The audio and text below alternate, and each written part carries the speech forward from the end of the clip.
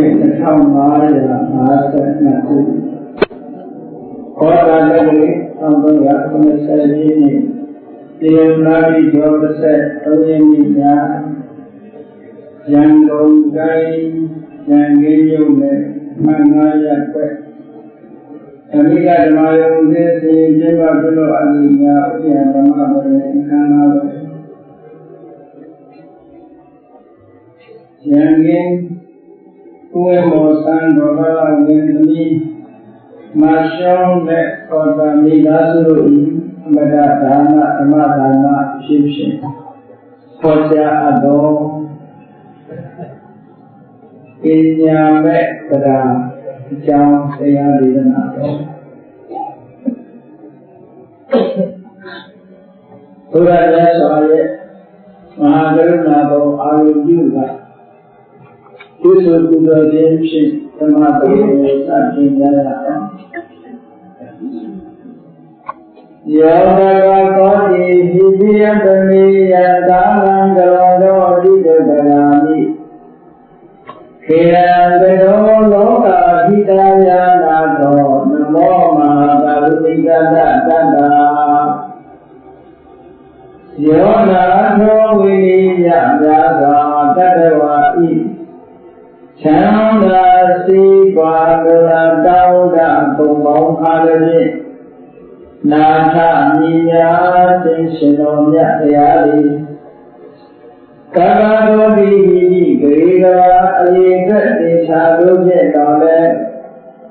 အဘိမိယံဒီပတန်တာဖော်ပြခြင်းမှာမစွမ်းနိုင်ပါတော့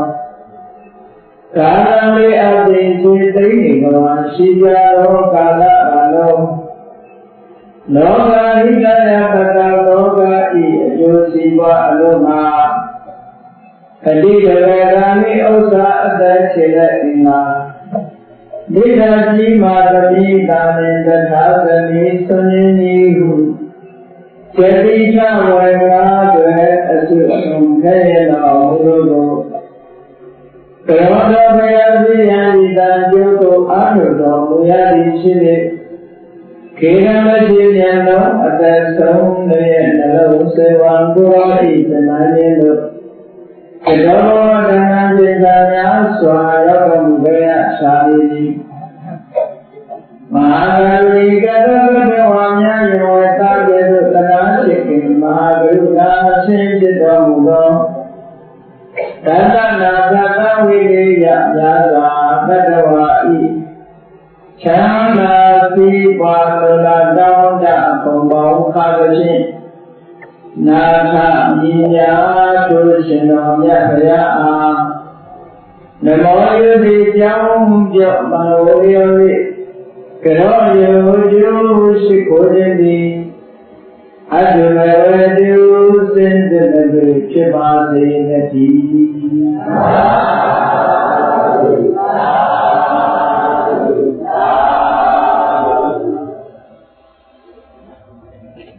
လောကမှာပညာမဲ့တရားမဲ့တရားမဲ့ပညာဘယ်ရတာပုံများတယ်လို့ဆိုပညာမဲ့တရားတွေကပုံများတယ်ထိုပညာမဲ့တရားတွေကြောင့်ကမ္ဘာလောကမှာဘာသာတရားအမျိုးမျိုးအခုလည်းဒီမတူချာတော့ပေါ်ထွန်းနေတာ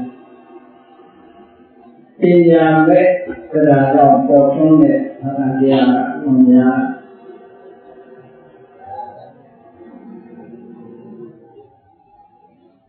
ဘုရှိတဲ့ကလေးကဘာလောကကြီးရဲ့လူသားတွေလူတွေနဲ့ကြုံတွေ့နေရတဲ့ဒုက္ခဒုက္ခဆင်းရဲချမ်းသာတွေဘယ်လိုလုပ်နေတာလို့ဆိုတာစဉ်းစားတာအဲ့လိုစဉ်းစားတဲ့အခါကျတော့အဖြေထုတ်နိုင်တော့ဉာဏ်ဉာဏ်ဆောင်တာမရှိအဖြေကိုရှာမတွေ့နိုင်အဖြေရှာမတွေ့နိုင်တော့ဒုတိယကပြောလိုက်တဲ့စကားကိုပဲအတိအကျပြီးလက်ခံယုံကြည်တာလို့အာရတရားတွေတော့များစွာဟော အဲဒီပြောတဲ့ညကိုလက်ခံယုံကြည်လာတဲ့ဘာသာတရားတွေပညာမဲ့တရားကြောင့်ဖြစ်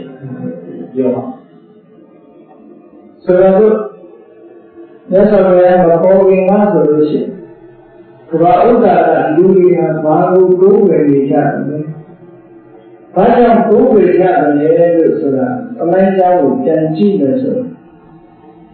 လူတွေမတို့တဲ့ခင်ဒီကံကလာတော့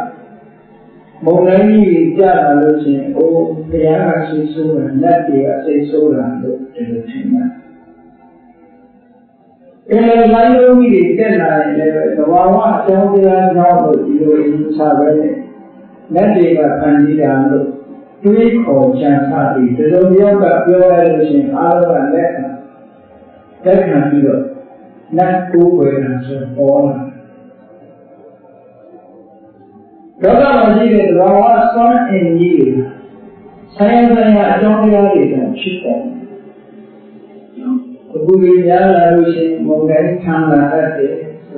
ခုဒီနေ့ကမှတော့ဒီလာတဲ့အခါသုတ်တန်ကြီးကတော်တန်သိလာတာထိုတော်တန်မသိခင်ကဆိုလို့ရှိရင်လူတွေဟာဘယ်သူ့ကိုသွားဆွဲတော့ဘယ်သူ့ကြောင့်ဖြစ်တာလို့ဆိုရင်ဘုရားတရားတွေကြောင့်ဖြစ်တာဆိုနတ်ကိုတိုးရှုတောင်းမှန်ဖို့ပဲလူတွေဟောတာရှိမှာပေါ်လာဒါကြောင့်တရားကိုယ်တိုင်ကိုယ်လည်းဟောတယ်လူတွေတော်တွေတောင်းပြီးကုသိုလ်ပန်းလာပြီးတော့အကြောက်တရားကိုဖြေရောက်တာဘဟောဝိသရဏယံတိပဂတာနိဝနာနိသအာရမဒုက္ခစေတယံနိမနုဿာဘယတိစိကဓမ္မပဒမှာမြတ်စွာဘုရားဟောတာရှိဘဟောဝိသရဏယံတိမနုဿာဘယတိစိကမလကံကဘာဥဒလူသားတွေဟာဘယတိစိကတောက်เสียပြီးအန္တရာယ်ရဲ့အချိန်ချောက်ခံရတဲ့အခါမှာဘဝများစွာကိုပတ္တတာနိတောင်အထက်တတို့ရောဝနာနိတောအရရတို့ရောဒီတောင်ကြီးရဲ့တကူကြီးတွေတကူကြီးတဲ့နတ်ရှိတယ်ဒီတောင်ကြီးရဲ့မှာတကူကြီးတဲ့နတ်ရှိဘူးဘာမှမမြင်ဘူးလားမဟုတ်မြင်ဘူးလားမြင်ပါဘူးဗျာဒီလိုလည်းရှိတယ်လို့ဒီလိုချင်းပြီးတော့ပြောတယ်ပါရဒာနိဝရဏိသအာရမဒုက္ခစေတယံနိအယံဥယျနတ်တေတို့ဘောရာ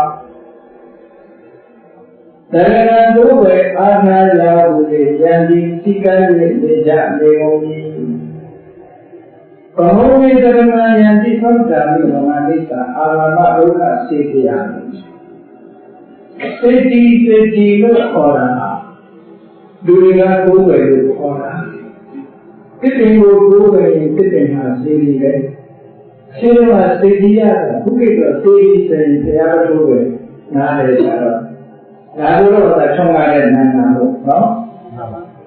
စေတီရဆိုတဲ့တော့ကလူတွေပူဇော်တဲ့နေရာမှာလည်းတစ်တင်ကိုလူတွေကပူဇော်ရင်ချိုးတစ်တင်ဒီစေတီတောင်ကြီးကိုပူဇော်လို့ရှိရင်ချိုးတောင်ကြီးဟာစေတီပဲဘာလို့စေတီခေါ်လူတွေကိုယ်ပဲရလို့စေတီလို့ခေါ်ဘုရားနဲ့ပြောတဲ့တော့ဝိဒာယတိပါဝင်ခြင်းမှာစေတီယဆိုတဲ့နာမည်နဲ့အများကြီးရှိဥဒေနာစေတီယဘဟုပုဂ္ဂစေတီယဓာတ်ကွန်းနေပေါ့။နောက်ပြီးတော့ဘုရားပွင့်လာတဲ့အခါကျတော့ထိုဓာတ်ကွန်းတွေကဘုရားကြောင့်ဖြစ်ပါတယ်။မြတ်စွာဘုရားကိုလူသားတို့ဘုရားနဲ့တာယာတွေနေတော်တဲ့အကြောင်းကံတွေဖြစ်သွားတယ်။ဆိုတော့သေတိယဆိုတဲ့ခေါ်ဝေါ်တိုင်းနဲ့ဆက်ပြီးတော့ခေါ်တာဒီသေတိယဆိုတဲ့တော့ဗမာလိုကတော့သေတိယလို့ဖတ်တယ်အိန္ဒိယနိုင်ငံမှာဒီစကားလုံးကိုစပြီးတော့ပြောလာတဲ့အိန္ဒိယနိုင်ငံမှာခြေတိယအဲဒီခြေတိယဆိုတာကိုအခါကရကနာနဲ့ကြတော့ကြိုက်တိယလို့ဖတ်တယ်ဒီလိုသားရဲ့တိုက်တိယလို့ပါအဲဒီတိုက်တိယကနေပြီးတော့ကြည်ရပြုတ်သွားတဲ့အခါကျတော့ကြိုက်ဆိုဖြစ်မွန်တကားအဲဒီကြိုက်ကနေပြီးတော့ကြိုက်ချီယိုကြိုက်ကာနာကြိုက်မော်တော်လို့ဆိုဖြစ်တာ chạy sửa là chỉ đi chỉ cái mùa lúc cái nghe rồi là mùa tiêu nhiều thì nghe rồi nhiều thì cho là ngán không chỉ cái đi rồi chạy đi rồi không chạy đi एक ख्याल दुनिया को बजाने दिया रहेगो जितने की नमाना हमारा भोजन में पत्ते दिया वाला से किया रोटी है चंदे भोजन में पत्ते दिया रहेगो से किया है खांचिया एरिया माता जी भोजन में पत्ते दिए से मतलब पत्ते दिए से दुनिया को बजाने दिया माना चाहिए को बजाने कभी दुनिया भर में को बजाना तो बढ़िया चीज़ है चाहे ये अन्य चों ना भी चले दूसरे दे तो चाहते तो आगे शानदार वाले लेकिन हमारे जीवन से क्या मचाते जाते अगर पेराना भी जो लाए टिकाना भी जो जातेก็ดูแต่ว่าเขาเห็นเขาทำเนาะဒီကနေ့ပြောလိုက်ကြောက်ကြည့်တော့ဒီအရင်လွတ်လာတယ်အဲ့ဒီခန္ဓာလေးချက်ဒိဋ္ဌိလည်းမသိဘာလည်းမသိအဲ့ဒီလိုပြောဘာလေးပဲလို့ဆိုတာတော့စဉ်းစားတဲ့နာပေါ့ဒီကနေ့လေးကရွတ်လို့ရှိရင်ဒီကနေ့ကစွမ်းတဲ့ဆိုဘုရားလည်းစွမ်းရင်သူ့ပေးလာမအောင်ဒီလိုလည်းစွမ်းသူ့ပေးလာမအောင်ဘာလေးပဲမှမသိပဲနဲ့စွမ်းနေကြမရှိဘူးလားရှိပါဒီဒါရတကယ်တော့ပညာမဲ့တရားလို့နော်အတိပဲတော့နားလည်ရမှာပေါ့အတိပဲနားမလည်ပဲနဲ့ဒီဟာကိုရွတ်နေမယ်ဆိုလို့ရှိရင်ဘယ်တော့မှကိုယ်မကောင်းပြောတဲ့ခါကဆိုလို့ဒီခါတော့ပြောနေကြဘူးလေဟုတ်မဟုတ်လို့နော်လက်ခွဲတစ်ခုထဲမှာလက်ခွဲထိုးတဲ့ဆရာရေးပြီးတယ်အဲ့ဒီလက်ခွဲထဲမှာရေးပြီးတယ်မဟုတ်တာရေးပြီးတယ်ဆောင်းတဲ့လူကအုံးအပြီးအဲ့ဒီလက်ခွဲလေးဆောင်းအဲ့ဒီလက်ခွဲလေးနဲ့တော့ဆွမ်းနေတယ်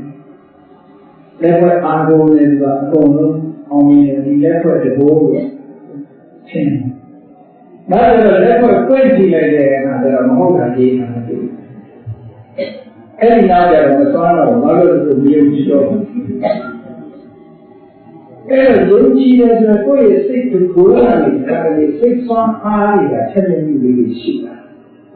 ဘယ်လိုအခြားကြောင်းတရားတွေရှိကိုယ်စိတ်ကအာရုံနဲ့ယုံကြည်မှုကြောင့်ဖြစ်နေတာတွေကိုဒီလက်မဲ့ဆွမ်းတော်လို့ဒီလိုချင်းနေတယ်နော်အေးပါလို့ဒီလိုပါလို့ဒီခါလာလေးကိုပြီးမန္တရာလေးကိုပြီးဘာလေးပဲလို့ဆိုမသိရတဲ့ညနေလို့ကျိုးရှိမှလည်းမဟုတ်ပါဘူးဘုရားတရားတော်ဆိုတာတော့ထားပါကံမိတ္တတို့တော်များများဘုရားတော်တွေရမြတ်စွာဘုရားမိတ္တတို့ပြိတရားတော်ချင်းရုပ်ပါခိုင်းတာရုပ်ကြတယ်ဖတ်ကြတယ်ပြိရဲ့အနေနဲ့ကျင်းတယ်ရုပ်ဖို့လည်းလားဆိုမြတ်စွာဘုရားတရားတော်ကိုရှင်းတယ်ရုပ်ဖို့ပါရှိတယ်မိတ္တတို့ထဲမှာမာကာယထာမိယဘုဒ္ဓမာယုလာဧကဘုဒ္ဓမနုရခေဧဝပိတဘာဘုကေတုမာနံဘာဝေအပရိမာဏမြတ်စွာဘုရားမေတ္တာပဲသောတာလိုက်သောတာပင်နဲ့အိမ်မှာသံဃာကြီးကြွတိုင်းရွတ်တယ်မလားမှန်ပါပါဗျာပေရဏီယမထာကုတလေညာရွတ်တာဘာယမနသိဘူးဟောကြည့်ဒုက္ခကဘာပြောတာလဲမာတာယနာတိယံဘုဒ္ဓမာယိတာဧကဘုဒ္ဓမနုရခေတူဒီသောကလေးရဲ့မိခင်ဒီအဲ့ဒီကလေးပေါ်မှာအသက်သေးပြီးတော့ချစ်ခင်ဆောင်းရှောက်လို့တဲ့အဲ့ဒီရဲ့မိခင်ရဲ့စိတ်ဓာတ်မျိုးတတ္တဝါအားလုံးပေါ်မှာဆန်းနိုင်အောင်ကြိုးစားတာလို့ပြောတယ်ကျိုးစားခိုင်းတာလေဒီစိတ်ချမ်းနိုင်အောင်ကျိုးစားလို့ပြောတာဘာလို့လဲအပရိမာဏ တိုင်းတာတမ်းမှမရှိတဲ့ဒီစိတ်ဓာတ်မျိုးကိုဘုရားနာမှာဖြစ်အောင်လုပ်ပါသိပွားအောင်လုပ်ပါလို့မြတ်စွာဘုရားဟောတာအဲ့တော့မေတ္တာပွားပါလို့ပြောတာနော်မှန်ပါပါဗျာဒီမေတ္တာဆိုတာကိုယ်တိုင်ပွားရမှာကိုယ်တိုင်ပွားမှမေတ္တာအကျိုးရတာကိုတချို့တရားကြီးဓမ္မကြီးတွေကရှောက်ပြီးရှင်ဘုရားတတိတော်မေတ္တာပို့ပေးတာကမေတ္တာကျိုးတဲ့မျိုးဆိုတာပို့တယ်လူရတာလားအဖို့ခံရတယ်လူကရပို့တယ်ပါဒီပို့ခံရတယ်လူကတော့အယိုးအင်းတော့တိုင်းကိုယ်ကိုယ်တိုင်ပွားလို့ရတဲ့မေတ္တာဘာဝနာတရားကိုသူများအဖို့ခိုင်းတယ်ဆိုအဖြစ်ပြင်းလို့လားတော့ဟုတ်အဲ့ဒါလည်းပုံမှန်မဟုတ်ဘူးလေကိုယ်ကိုယ်တိုင်မေတ္တာစိတ်ကပွားရမှာလွဲနေတာနော်အဲ့ဒါလည်းဒီခြားစကားကြည့်မြတ်စွာဘုရားကိုယ်တိုင်ကဘာဝေအပရိမာဏအဲ့ဒီမေတ္တာစိတ်ဓာတ်မျိုးဖြစ်အောင်လုပ်ပါပွားအောင်လုပ်ပါလို့ဒီလိုဟောထားတဲ့နဲ့အရှင်ဘုရားတို့ရဲ့မေတ္တာပို့ပေးပါဦးဒီလိုရှိတာမေတ္တာပို့ပေးရရင်နည်းနည်းလေးပဲရမှာဟုတ်မရဘူးကများပါတယ်ဟုတ်ကဲ့မှန်ပါပါဗျာဒီနေ့ဒီကနေဒီဝိညာဏနဲ့မေတ္တာလေးခံယူခြင်းနဲ့ပြီးတော့ကိုယ်ကိုယ်တိုင်မေတ္တာပွားလိုက်ရင်ကိုယ့်ရဲ့နှလုံးသားကိုငြိမ်းချမ်းသွားပြီငြိမ်းချမ်းသွားပါပါဗျာမေတ္တာရဲ့သဘာဝမေတ္တာဘာဝိတဝါဒေါသတပါဏာယဒေါသတအမုန်းတရားကိုပါဏာယနှလုံးသားလေးကချောင်းလို့ရမေတ္တာဘာဝိတဝါမေတ္တာပွားရမယ်မေတ္တာပွားခြင်းရဲ့ရည်ရွယ်ချက်ကနော်မိမိရဲ့ဉာဏ်နဲ့နှလုံးထဲမှာရှိတဲ့အမုန်းတရားတွေဖြောက်ဖို့ဒီဆိုတာအမုန်းတရားတွေဉာဏ်ထဲမှာတိုးထားတဲ့အဲ့ဒီအမုန်းတရားမိမိရဲ့နှလုံးသားထဲမှာတိုးထားလိုက်တဲ့ကြိုင်နဲ့အဲ့ဒီပုဂ္ဂိုလ်ကစိတ်ချမ်းသာမှုငြိမ်းချမ်းမှုရှိရဲ့ရှိပါပါဗျာဒီအခြေအနေဖြစ်နေလို့ရှိရင်အိတ်တောင်မပြောနော်မှန်ပါဗျာဘယ်လိုဝိချမ်းသာအိတ်တဲ့ချမ်းသာတဲ့ကိုအိတ်တဲ့ဆိုးကင်းဆိုတာကြီးရမှာမလို့မရပါဘူးဗျာရဘူးအဲ့တော့မေတ္တာပွားရဲဆိုတာကိုယ်ကိုယ်တိုင်ကိုယ်မေတ္တာပွားဟောကြည့်ရတာများတဲ့တရားတော်ရှင်းတဲ့ဖတ်လိုက်လို့ရှိရင်အနှစ်သာရရှိပြီးမလုပ်ရမယ်ဆိုတာပြောတာနော်မှန်ပါပါအဲ့တော့အနေကင်းနေလို့ရှိရင်ရွတ်ရမှာမဟုတ်ဘူးရွတ်တာလည်းပဲချီးယူတဲ့တရားနဲ့အာလုံးနိုင်နိုင်ကြပါစေကိုယ်ကိုယ်တိုင်လည်းနိုင်တာဖြစ်သုံးမယ်ဆိုတဲ့ဘုရားတရားတော်ကိုပူဇော်တဲ့အနေနဲ့ရွတ်လို့ရတယ်ရွတ်လိုက်တဲ့အခါကျတော့နာရည်နဲ့နတ်တွေကနာတာပြီးသူတို့လာပြီးဆိုတော့ကိုယ်မှာအန္တရာယ်ကင်းသွားဒီလိုလည်းရှိနော်ဒီလိုဒီနတ်တွေရောက်လာလို့ရှိရင်လည်းဟိုအန္တရာယ်ပေးတဲ့အကောင်းကြီးဖယ်သွားဒါတော့ထုံးတယ်အရာတွေမှာလူကြီးလာတယ်ဆိုလို့ရှိရင်မဟုတ်ဘူးအောင်တွေထွက်ပြေးပေါ့ဒီလိုပဲနော်မှန်ပါပါဗျာအဲ့လိုမိတ်ဆွေတို့ပွားရင်ဒီလည်းတော့ဘယ်အရာပဲဖြစ်ဖြစ်ဘာသိတယ်လဲဆိုတာသိအောင်လို့ပဲလက်ခံယုံကြည်နေဆိုလို့ရှိရင်ပညာမဲ့တရားလည်းပါပါတယ်ဒေါသမှာကဘာမှာဘာသာတရားတွေပေါ်ထွန်းလာတာအများအားဖြင့်ပညာမဲ့ဒါတွေကြောင့်ပေါ်လာတာကြည့်ကြောက်လို့သူကလူလေတိုက်နေတယ်ကဘာဝတရားရဲ့ဒီဖန်တီးမှုကြောင့်ဆိုလိုတာကဘာကြီးကိုဘယ်လိုလဲဖန်တီးနိုင်လို့ဆိုဥဒ္ဒကကြီးဖန်တီးပုရုဆိုတာပုံမှုအေးမှုတွေပဲအဲ့ဒီပုံမှုအေးမှုတွေကတစ်ခါတည်းကျတော့လူတွေရဲ့ပေါင်းစပ်တယ်အဲ့ဒါတွေရဲ့ခံမှန်တဲ့ပေါင်းစပ်တယ်တတ္တဝါတွေရဲ့စိတ်ဓာတ်တွေတတ္တဝါတွေရဲ့ခံမှန်တွေကဓာတုဥဒ္ဒကြောင်းလဲစီတာအဲ့ဒီကံကြမ္မာတွေကြောင့်ကြောင်းလဲလာတဲ့ယာတိဥဒ္ဒတွေအကောင်းမဖြစ်တဲ့ကံကြမ္မာအစိုးရကြောင့်ကြောင်းလာတဲ့ယာတိဥဒ္ဒခေါင်းမဖြစ်တဲ့ဒုက္ခတွေယာတိဥဒ္ဒမျိုးဖြစ်လာတာကံနဲ့ပေါင်းစပ်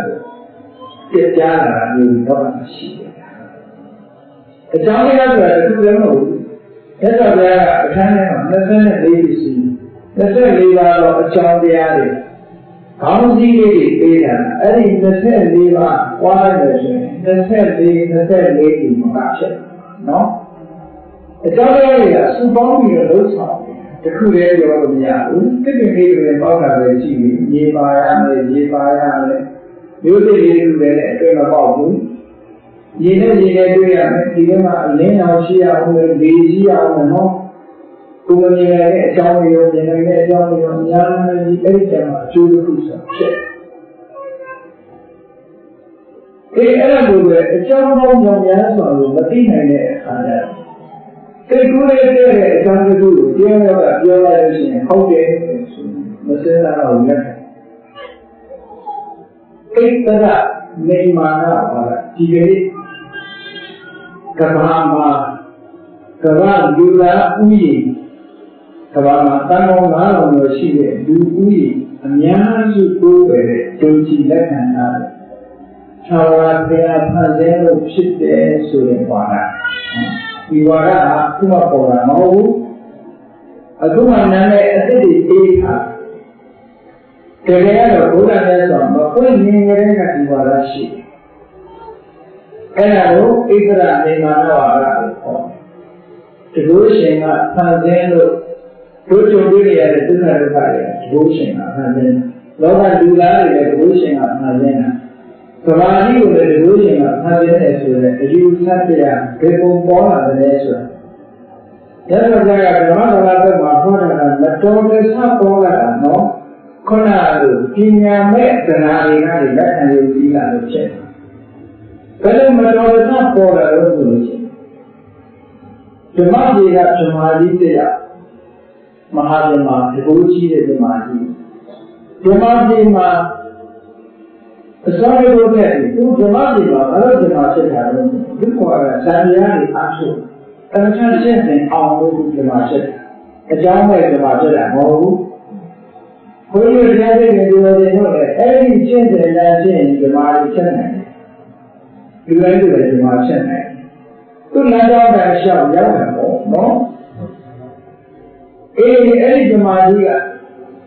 နှစ်ပေါင်းများစွာကြာအောင်သူတို့ရဲ့ဓမ္မပြည်မှာနေရလူစကားတရားနဲ့နေလို့ရှိရင်ကြာရင်ပြင်းလာတယ်လုံးဝဖြစ်တယ်ပေါ့နော်မှန်ပါပါဗျာအဲ့လိုလုံးဝဖြစ်လာတဲ့အခါကျတော့သူကဘာတွေ့ငါခုချိန်ပေါ်လေးရောက်ရမယ်ကောင်းပါလေစကားပြောပုံလေးအကျော်လေးနေတဲ့လူတွေလူတိုင်းဒီလေးခံစားရမှာပဲအိမ်ထဲမှာကိုယ်ရတဲ့နေတယ်ဆိုလို့ရှိရင်နော်ဒီအေးလေးဝင်လာတယ်အဲ့ဒီမှာဒီမှာလည်းဒီနေ့ဒီအေးလေးဝင်လာဒီခုချိန်ပြောရောက်တာကောင်းပါပဲအဲ့ဒီလိုတွေးရတဲ့အချိန်မှာဆန်းမိကြည့်တဲ့ကြီးတယ်သူ့အတွေးကြောင့်ဖြစ်တာမဟုတ်ဘူးဝါဆုံးပြီးတာဓမ္မတော်ကအထက်ကဓမ္မတရားကသုတေနာပြီးတော့သူ့ရဲ့အခေါ်ဖြစ်ဓမ္မတရားပါပြီးသွားတယ်ပေါ့ပေါ်လာတဲ့သူကဘယ်လိုလဲငါစိတ်ကူးရဲ့အတိုင်းပေါ်လာဒီကောင်ကိုငါဖန်ဆင်းလိုက်တာလို့ဆိုအတွေ့ဝင်ပါလူစရာဟုတ်လို့မဟုတ်လို့တော့ကြည့်လောကကြီးမှာအတွေ့ဝင်ငါလုပ်တယ်လို့ရှင်းလာတဲ့ခြားလို့ရှိမတော်ဆဖြစ်သွားတဲ့ဘုရားငါလုပ်တယ်လို့ရှင်းတယ်ဆိုကျန်တဲ့ဇမားကလည်းဘယ်လိုလုပ်နေလဲဒီဇမားကြီးကငါမရောက်ခင်ရောက်ဟာလည်းဒီလိုရှိငါ့ကိုခံတဲ့နာလေးမှာပဲဆိုတဲ့အတွေ့အကြုံဝင်လာတယ်ဟောသူကလည်းအဲ့ဒီတွေ့ဝင်နေဘုရားမကြီးကလည်းအတွေ့ဝင်အတွေ့တာပဲတကယ်သူခံတဲ့နာမဟုတ်ဘူးတော့အဲ့ဒီကြီးကရောက်လာတဲ့ဇမားကတိတ်ပြီးတော့တက်ရှိလိုက်ဘူးသူကအားရတော့ဓမ္မကြီးမှာဘုရားမကြီးရဲ့အရင်သုတေပြီးလူကြီးရောက်လူကြီးရောက်တဲ့အခါလည်းသူကတရားဝါဒပါလာတော့တောထွက်သိရဟန်းဝုတ်ပြီးတော့ဆံတရားတွေအားထုတ်လိုက်တဲ့အခါဆံရတဲ့အခါဇာနာနေပြီးတော့အဝေးရင်းသမာဓိစွမ်းအားတွေနဲ့အတိတ်ဘဝဇာကြောင့်ပြန်ပြောင်းပြီးတော့ချိလိုက်တဲ့အခါဘာမြင်လို့ဆိုရင်ခုရဲ့အရင်ဖြစ်နေတဲ့ဓမ္မကြီးမြင်ဘာနဲ့အရင်ဖြစ်နေတဲ့ဓမ္မကြီးကခုတည်းရှိတော့မယ်ငါတော့သေးလား တော့ငါ့ကိုသူခံတဲ့သူကမြဲတယ်သိက္ခာထာဝရမဟာအမြဲကိုအားလိုက်တာသူ့ရဲ့နောက်မှာလည်းမွေးတယ်သူ့ရဲ့အရင်လေးကဲဒီလိုတော့မရှိဘူးလားအမေတွေကမသိသေးတာလို့ရအရင်တွေကတော့ရှိတယ်ဒီခံတဲ့ဒီသိက္ခာကာယမှာကြောင့်အမေတွေကကြာတာလို့ရတဲ့တွေတော့လာတယ်ငယ်တော့ကြီးတော့မဟုတ်ဘူးအဲ့လိုပဲသူတရားအနေနဲ့ဘာလို့ဒီမှာဒီကသေသွားပြီးလူကြီးပြန်ဖြစ်တယ်သူအတွေးကဘယ်လိုတွေးလို့လဲငါတို့ကသူမှန်တယ်နာမလားသူကသိတယ်ရှိတယ်သူကလည်းတာတော်လားငါတို့ကအားလိုက်တာမမြဲဘူးဆိုတဲ့ဒီအတွေးတွေဝင်လာတဲ့အခါကျတော့သူပြောင်းတဲ့ဒီအတွေးတွေးရမဟုတ်ချန်တဲ့လူတွေကိုလည်းဒီတရားကခေါ်တယ်ခေါ်တဲ့အခါကျတော့သူ့ကိုယုံကြည်ပြီးတော့လက်ခံတဲ့ပညာမဲ့တရားဆိုတာပေါ်လာပြီးတော့အေးဟုတ်တယ်လောကကြီးမှာရှိနေတဲ့ဟောဒီသာဝရဘုရားကြီးကဖန်ဆင်းတာသူဟာတကယ်ကိုသာဝရနေစာသူဖန်ဆင်းတာပဲလို့ဆိုပြီးတော့တိုးချက်သိကူးပြီးအဲ့ဒီကနေပြီးဖန်ဆင်းရှင်ဝါကပေါ်လာတယ်ဓမ္မလာတုတ်ကိုဖန်ရှိဒီလိုချက်လာအဲ့ဒါတကယ်ဖန်ဆင်းတာလားလို့ဆိုတော့မဟုတ်ဘူးမတော်တာဖြစ်သွားမတော်တာတိုင်းဆိုင်မှုကလေးတွေအဲ့ဒီတိုင်းဆိုင်မှုလေးတွေနဲ့ဖြစ်သွားတာကိုဖန်ဆင်းတယ်ဆိုတဲ့အယူဝါဒတစ်ခုပေါ်လာဒီချာတာစဉ်းစားမရှိဘဲနဲ့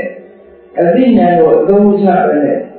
လုံးဝလက်ခံပြီးတော့ယုံကြည်လိုက်သည့်အတွက်ကြောင့်တရားနဲ့ပညာတော့ဘာသာတစ်ခုယုံကြည်ကိုယ်ဝယ်လို့ဆိုတာတစ်ခုပေါ်လာတယ်လို့ပြောပါတယ်။ကျန်တဲ့နေရာတွေဒီတိုင်းပဲပညာရဲ့သောတတိတွေကမမီတဲ့အခါကျဒီလိုမျိုးကပြောရတယ်လို့လက်ခံယုံကြည်ပြီးကြောင်းလို့ဆင်နေနိုင်တော့မရှိတဲ့အတွက်ကြောင့်လက်ခံယုံကြည်ပြီးတော့လူတွေဟာလည်းအချင်းသုံးနေကြတာလောကမှာအများကြီးပဲဥပမာတစ်ခုဘာသာရေးတွေနဲ့ပတ်သက်ပြီးပြောပမာကြီးမှာလည်းကြည့်39နှစ်ဘိုးဝေဒနာဟုတ်ကဲ့အစဉ်အလာရပြောနေတာအစဉ်အလာရပြောဘယ်မှတွေ့တာမဟုတ်အဲ့လိုအစဉ်အလာရပြောတာအဆက်ပြောလာတဲ့ကအဲ့လိုနဲ့ဘုရားမှုတွေကဒီကနေ့ဖြစ်ရှင်သန်နေတော့မယ်ဒါကြပါတော့လို့ဆိုပညာမဲ့တရားကြောင့်ဖြစ်နေတာလို့ထင်ပါတယ်အဲ့ဒီကြောင့်ဒီကနေ့တော့ဘောရရှိတယ်ဘုရားရဲ့ချက်ပေါ်ပါနော်အဲ့တော့စေတသိက်ပြင်ရမှာပညာရှိဖို့လိုရတယ်ပညာရဲ့တရားကြောင့်လောကမှာကိုယ်ဝယ်မှုတွေညောင်းများစွာပေါ်ဒါရောကဘာသာရေးကိစ္စတွေပါလေပညာမဲ့တရားကြောင့်မှန်မှန်ဖြစ်နေတာတွေအများရှိဆိုတော့လူတော်များများမြန်မာနိုင်ငံမှာဆရာတော်ကြီးတွေကပြင်ပေးနေတယ်လို့မိုင်းနိုင်ကြဘူးပါလေလို့ဆိုရင်ဘုန်းကြီးကျောင်းရဲ့ဆိုရင်မရှိပါဘူးဆိုရင်ဘုန်းကြီးကျောင်းရဲ့မရှိပါဘူးဟောဒီညောင်ရတဲ့ဘုရားကြီးတို့တောင်မြို့ဆရာတော်အမရဘုရားမဟာနာဆရာတော်ဘုရားကြီးတို့ဒါတွေကိုရှင်းရှင်းပဲဟောတာကဲဆိုတော့ဘုန်းကြီးကျောင်းရဲ့အကျေငါကြီးပဲဝင်ခဏမသိလို့ရှိရင်ခြေတော်မှာပုံလေးမပေးဘူးလားသိပါတယ်ဗျာအဲဒီပုံလေးနဲ့ကျောင်းတော်တဲ့ကျောင်းမှာပုံလေးသိပါတယ်ဗျာကဲအကျေလေးကခဏသိလာတယ်ဆိုလို့ရှိရင်ပုံလေးကအကြောင်းရှိတယ်ရှိပါပါဗျာရှိဘူးလို့တော့ဘာလို့ခဏမသိကြတာလဲဆိုရင်တရားကပြောဘုန်းကြီးရဲ့သံဃာကောင်းမှုတွေဒီလိုတာမြင်ခြေဝါးထားခဲ့တာဘုန်းကြီးရဲ့သံဃာစီလို့ဆိုပြောဟုတ်ကဲ့အကုသိုလ်ဆိုတာစိတ်ထဲမှာဖြစ်တာစော်ကားလို့တဲ့စိတ်နဲ့မယုံမသိလုံးခံလို့ဆိုရင်အကုသိုလ်ဖြစ်တယ်ကဲခဏတာမရှိတာတော့စက်ဘင်းနဲ့စီးတယ်ကားနဲ့စီးတယ်ဘုရားသားကြီးမှာယင်ဆိုတဲ့ထဲမှာစက်ဘင်းနဲ့ယင်နဲ့ကားနဲ့ယင်နဲ့ခဏတာလည်းယင်နဲ့စီးတာလည်းယင်ကြည့်တယ်အဲ့ဒီယင်တွေထဲမှာ ခဏတဲ့စရင်းကတာတယ်စရင်းကမလာဘူးစရင်းတော့စီဝင်ရဲတယ်ကားနဲ့တော့စီဝင်ရဲတယ်ဒီကနေ့အကျိုးများဆိုရင်စရင်းစီခဏတော့ချုပ်စရင်းစီရဲ့နဲ့ကိုခဏချုပ်ရှိဩကားပေါ်မှာထိုင်ရဲကနေခဏချုပ်ဘုံကြောင့်လည်းရောက်လို့ဆိုခဏဆိုတဲ့ချိန်ကအများဆုံးနေမှာကားစီဝင်တာကပိုဆိုးတယ်ခဏစီဝင်လို့ပြည့်ရှိမယ်ဆိုရင်ကားစီဝင်တာစတဲ့ကိုစီဝင်တာပိုပြည့်ချီတယ်လို့ပြောရအောင်ဟုတ်ကဲ့မှန်ပါပါဗျာအားကတော့ဘယ်ပို့ဖြစ်စတဲ့ကိုကားတော့ပိုပြီးအားတော့မဖြစ်ဘူးလားဖြစ်ပါတယ်ဗျာအေးဘုရားနဲ့ဆိုတဲ့တော်မှာကာလတုန်းကဘောဓရာမင်းကြီးတို့နောက်ဝိသရာမင်းကြီးတို့ကျောင်းလာတဲ့အခါကျလို့ရှိရင်ဆင်းနေရင်းနေစီးလာပြီးကျောင်းမုတ်ဦးရဲ့အပြင်မှာဆင်းနေရင်းနေကျွတ်ပြီးဟောကြားဝင်တာလေးကားတဲ့အနေနဲ့ကျောင်းထဲမှာဆင်းစည်းမဝင်ဘူးကျောင်းထဲမှာမြင်းစည်းမဝင်ဘူးခုခေတ်လိုပြောရဆိုရင်ကျောင်းထဲမှာကားရဲ့ဝင်လာဘူးကျောင်းထဲမှာဆက်ရင်းနဲ့ဝင်လာဘူးဟုတ်တယ်မှန်ပါပါအဲ့ဒီလိုမျိုးအဲ့တော့ဒီအစင်းမှာပြောလို့ကျောင်းထဲမှာခဏမရှိကောင်းဘူးလားလို့ဆိုတော့ဘာသာစီရင်စီဘာမှဒီဝဆိုင်ဘူးဆိုတဲ့အနေနဲ့ဆိုရင်တော့ဒီဖြစ်မှာပေါ့စေနာဆိုလောရတာဘာလို့ဆိုလို့ရှိရင်ကဲအပြစ်မရှိဘူးမှန်ကန်တဲ့ရည်ရွယ်ချက်နဲ့မရှိဘူးဆိုရင်ဘယ်လိုစီရမှာဩဆရာတော်တန်ခါတော်ကြီးသတင်းသုံးတာဒီဆရာတော်တွေကိုအလေးပြုတဲ့အနေနဲ့ကြောက်တဲ့မှာမရှိပါဘူး။ခဏမရှိရင်စရင်းနဲ့မရှိရင်ကားမရှိဆိုတော့ခဏပဲမရှိတာကားနဲ့စရင်းစီးနေတယ်ဆိုရင်ဒါလေးကားတယ်ဆိုမဟုတ်ဘူး။နော်ဓမ္မကံနဲ့အကျိုးရှိဖို့ပြောဘယ်တော့အစရာကြီးရတာခဏကြလာခေါင်းကပ်ထားပြီးတော့စရင်းကိုကားလို့မပါလို့စရင်းနဲ့စီးတာပဲကားနဲ့စီးဝင်တာပဲတခြားရင်းနေနဲ့စီးဝင်တာတကယ်ရှိတဲ့နာကတော့ခဏနဲ့စီးဝင်တာကာရောကြီးလေးစားတဲ့ပုဂ္ဂိုလ်တွေတွေ့သံဃာတွေတွေ့ယုံကြည်လေးစားတဲ့အနေနဲ့နှက်ချက်တယ်ဟောဒါအသေးပဲရှိတာလေးစားတဲ့အနေနဲ့ respect ပေးဟောကိုယ့်ရဲ့စိတ်ဓာတ်ကိုဟောလေးစားတဲ့ပုဂ္ဂိုလ်ဆိုပြီးတော့လေးစားတဲ့အနေနဲ့နှက်မရှိဘူးဒါအသေးပဲရှိဗေဒိတာရင်းရှိဝါဒါအဝဲနာမှာကြောက်လို့ဗေဒိတာမျိုးတော့မဟုတ်ဘူးဗေဒိတာကအဲ့ဒါကြောင့်ပဲတာမဟုတ်ဘူးဒီကဘုရားရဲ့အင်းကြီးမှာပန်းယူတဲ့နေရာကိုမယုံမသိမလေးစားနဲ့နင်းပါဖြစ်တယ်ဆိုရင်တရားကိုမလေးစားလို့ဒီနင်းလို့ရှိဝါဒါပဲခံတာဟုတ်ကဲ့မယုံသေးမလေးစားလို့ပြင်းမှားလို့တဲ့စိတ်ကပါတယ်လို့ဒီမှာသူကတာနာသိတယ်မဟုတ်ဘူးနော်ဒီလိုမှအဲဒီဘုန်းကြီးတို့ရဲ့တဲ့ဆိုလို့ရှိရင်တောင်းတယ်မပြောနဲ့တောကလူတွေလောက်ဆွဲလို့ဆိုရင်တကယ်ရုပ်သိတဲ့စိတ်နဲ့မသိဘူးဆိုရင်ကောင်းတာကောင်းတယ်ဒီလိုဒီဘက်တွေဆိုရင်သူတို့ဘုရားရှင်ရောလို့ဆိုပြီးတော့သူတို့နေရာနေမိုင်50ခရီးကိုဝါရထိုးလို့ပြီးတော့လာရှင်းဖို့လာတာရှိပြီးသူတို့ကအမြဲတမ်းပေါ့တကယ်ကိုယုံကြည်လေးစားလို့ respect ပေးလို့လုပ်ရင်တော့အိမ်ကထက်ကလေးကဖလားချော့လာတယ်ကောင်းတာလေးစားတဲ့နေနဲ့သူ့လိုရတယ်ဟုတ်ကဲ့ငါတရားကြောင်းသွားမှာကြည့်ရတော်ရာကြည့်တရားတော်တော်ထွက်သွားတဲ့အခါကျတော့မြတ်စွာဘုရားမှာတရားတော်တော်တော်ထွက်ပြီးရေတရားဝတ်နေတဲ့အချိန်တရားကျင့်နေတဲ့အချိန်မှာအိယာပေါ်မှာမအိပ်ဘူးဆိုတော့သူလည်းအိပ်နေမအိပ်ဘူး။ကြောင်ဆောင်ပေါ်မှာမအိပ်ဘူး၊ခရင်ပေါ်မှာမအိပ်ဘူးအောက်ဆင်းအိပ်။ဒီလို respect အနေနဲ့ရှင်းတာလို့ကတန်ဖိုးရှိပါတယ်။အစင်မလို့လိုက်နာပြီးတော့လုပ်တာမျိုးမဟုတ်ပါဘူးနော်။ respect တော့ဒီလိုဆိုလို့ဒီလိုစဉ်းစားဆင်ခြင်မှုမပြုဘဲနဲ့အစဉ်အလာပြောထားတာတစ်ခုလိုက်ပြီးတော့အကုန်လုံးလုပ်နေတာမျိုးမှာကောင်းတာလည်းရှိတယ်ကောင်းတာလည်းရှိတယ် မကောင်းတာတွေမမလွဲနေရရှိအဲ့လိုလူတွေကိစ္စနဲ့အနေနဲ့ခဏသိပါလို့ဆိုရင်နော်ဒါကောင်းအဲ့လိုတည်းမှာကုသိုလ်ရတယ်ပြောကျန်တော့သူဘာသာရေးနဲ့ပတ်သက်တဲ့ကိစ္စတွေတချို့ရတယ်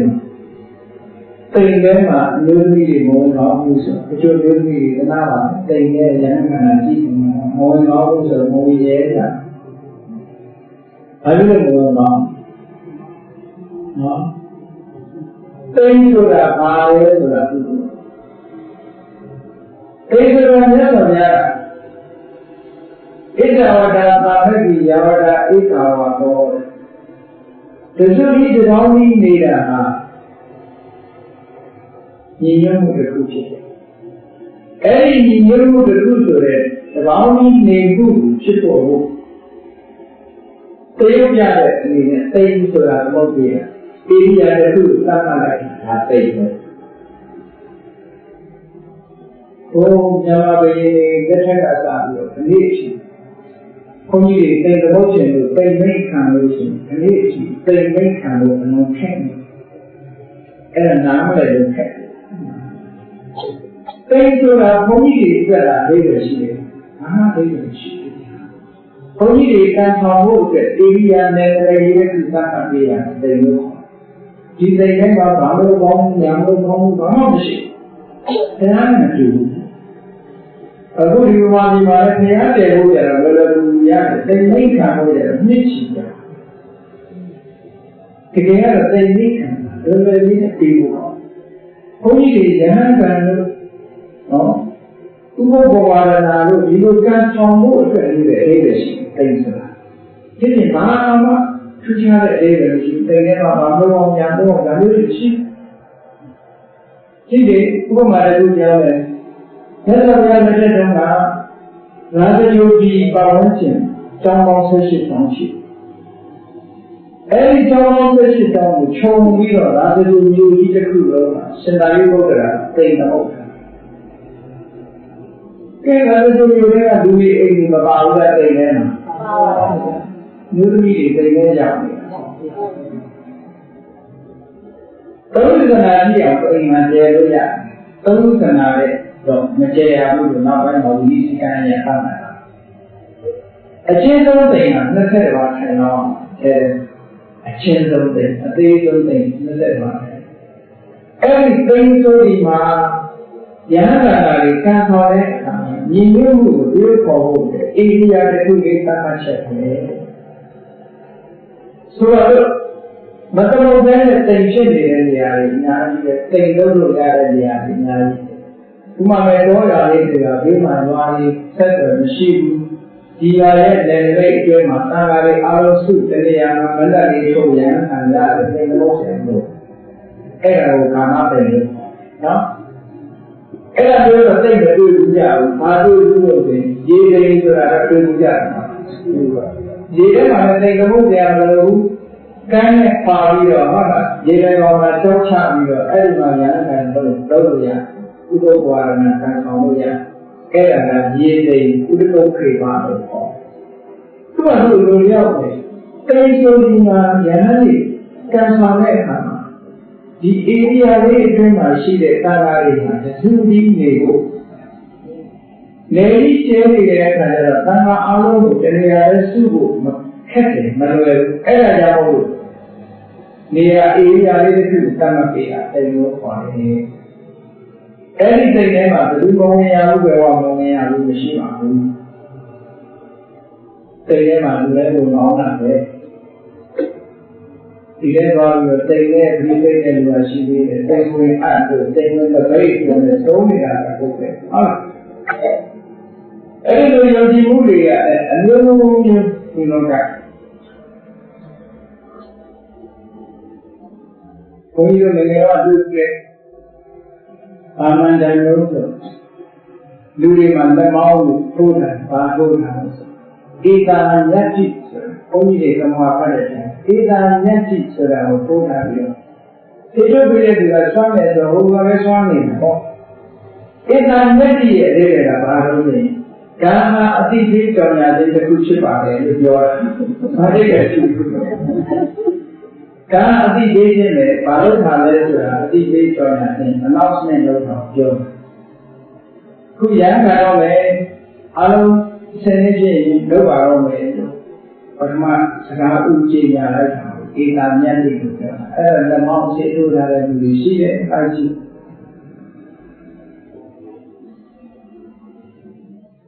စွမ်းတယ်လို့သင်ပြီးတော့နေပြီးတော့စွမ်းနေတာနောက်ဆုံးပြန်တော့လည်းစွမ်းတဲ့ကြီးမပြအောင်ဘူးတကယ်ချက်တာမပြအဲ့ဒါတွေကဒေတာစဉ်းစားကြည့်ရဆိုရင်ပညာမဲ့တရားလို့ပြောတယ်ဟုတ်ပညာမဲ့တရားလို့ဒါပါလေဆိုတော့ဘုန်းကြီးတို့ဒီလွန်ခဲ့တဲ့4 နှစ်လောက်ဟိုအမေရိကန်နိုင်ငံရဲ့တောင်ဘက်မှာမက္ကဆီကိုနိုင်ငံရှိအဲဒီမက္ကဆီကိုနိုင်ငံကကက်သလစ်ဘာသာဝင်တွေများစပိန်စကားပြောတယ်အဲဒီမက္ကဆီကိုနိုင်ငံမှာဘုရားဘာသာဖြစ်နေတဲ့ပုဂ္ဂိုလ်ဘုရားဘာသာဝင်50ကျော်ခုတရားလောက်ရှိတယ်တောင်းရအောင်တော်တယ်မှာမက္ကဆီကိုစီတီနဲ့ကာလာနာ45ကွာတဲ့နေရာမှာတော်တယ်မှာကျောင်းလေးဖြစ်တယ်အဲ့ဒီကျောင်းကိုဥဆောင်ပြီးတော့စီမံပေးရတယ်ဘုန်းကြီးတို့ပြည်ဆရာတွေကတော့ဘုရားနာမလို့တဲ့လို့မှာဓမ္မပါမောက္ခတို့ဆိုတာဆရာတော်ဘုရားကြီးဥပ္ပိသနာသူတွေအဲ့ဒီမှာမက္ကဆီကိုနိုင်ငံမှာဘုရားဟောလာအဲ့ဒီမက္ကဆီကိုနိုင်ငံကဘုရားဘာသာဒီ30လောက်ဘယ်နာနဲ့တော့ဗမာပြည်ကိုလာပြီးတော့ဆရာကိုရင်ဒီကရင်ဗမာပြည်ရောက်လာတယ်ရောက်လာတဲ့အခါဘုန်းကြီးတို့စကားထဲမှာဘုန်းကြီးနဲ့လာတွေ့ရင်မိကုန်းနေလေးနေပါလေလေးပါလို့ပြောတကယ်တရားနဲ့ပတ်သက်တဲ့မိကုန်းကိုအစိုးရည်နေအမြင်အဲ့ဒါကအမျိုးသမီးတွေကသူလည်းမေးနေတယ်မိကုန်းမေးပါလို့ပါမေးလို့ဆိုတော့မန္တလေးမဟာလူကြီးဘုရားကြီးတဲ့မှာသူဝင်ပြီးတော့ဘုရားပြုတယ်အဲ့လိုဘုရားပြုတဲ့ကန္နကုတိတဲ့အဝေဝါဒမှာအမျိုးသမီးမဝင်ရတဲ့ဆိုင်ကိုပြေးခဲ့တယ်ဟုတ်အမျိုးသမီးတွေမဝင်ရတဲ့ဆိုင်ကိုပြေးရှိအင်္ဂလိပ်လိုရေးထားတယ်အဲ့ဒီအကြောင်းကိုမေးဒါဘုရားဘာသာကအမျိုးသမီးတွေကိုခွဲခြားဆက်ဆံတာတဲ့ဒါဘုရားဘာသာThis is this for the man from me. And this. And for me, this is not a Buddhism. This is a tradition. Kanyamalu is a tradition. Music is the Buddhist. Buddha is Saimalu. That's why we have the Arama, music practice. This is not Buddhism, this is a tradition of people.Tradition လို့ပြောလိုက်ရင်သူတို့စီမှာလေ tradition ဆိုတာအားကြောင်းရှာပြန်မလို့အစင်မှာတစ်ခုပဲဆိုအဲ့လိုမဟုတ်ပဲခိုင်းလို့တဲ့ပုဂ္ဂိုလ်ဘာလို့ရှောက်ဖြေတော့မျိုးသမီးထမိန်နေတဲ့အာသလို့ဘုရားနာမှာသွားလို့မအပ်တာဘူးအဲဒါမှသံဃာရဲ့ရှင်းမအပ်တာဘူးဘာလို့ရှောက်လဲသူတို့မှာထမိန်နဲ့မအပ်တာဟုတ်ရှိတယ်မဟုတ်ဘူးပမာရည်ကြီးမှုနဲ့သူတို့ရည်ကြီးမှုကတခြားပြီဒီဘုမှာသွားတဲ့အခါဒီဘုရားရဲ့လူကြီးဆိုရင်ကောင်းကောင်းရေချိုးနေတွေ့ဘယ်